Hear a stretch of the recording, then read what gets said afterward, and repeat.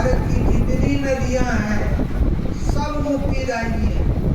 और हमारे जितने भारत के क्षेत्र हैं, तीर्थ हैं, सब में या तो नदी है या सरोवर है और ये मुक्तिदायक है। बस एक बात याद रखना, तीर्थ में जाकर के कभी पाप न करना, क्योंकि तीर्थ में किया गया पाप मिटता नहीं है, वज्र हो जाता है। हमारे ब्राह्मण लोग मंत्र बोलते हैं, अन्य देशे कृतम पापम तीर्थ देशे विमुच्यति। तीर्थ देशे कृतम पापम, अगर अन्य देश में पाप हो जाए तो तीर्थ में धोते हैं ना, स्नान करके पाप धोते हैं, तप करके पाप धोते हैं, श्रम करके पाप धोते हैं। पर अगर तीर्थ में पाप हो जाए तो कहा तीर्थ की परिक्रमा करो। क्या करो? तीर्थ की।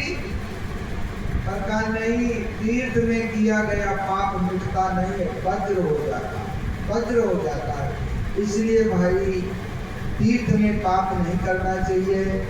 और जब शिव जी भगवान का पूजन करने बैठे तो आचार विचार का ध्यान जरूर करें।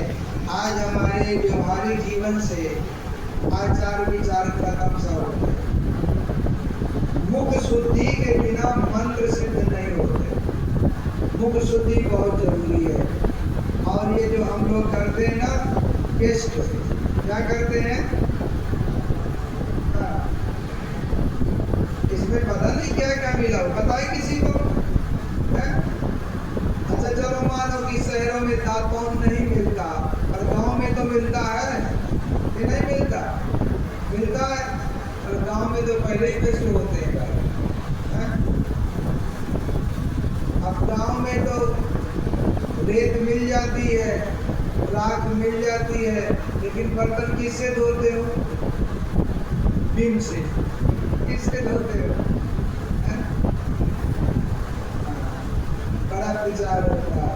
अरे भाई मर्जी आपकी है, लेकिन एक बात याद रखना, तो दूध में केमिकल होता है ना, वो बर्तन से साफ नहीं होता।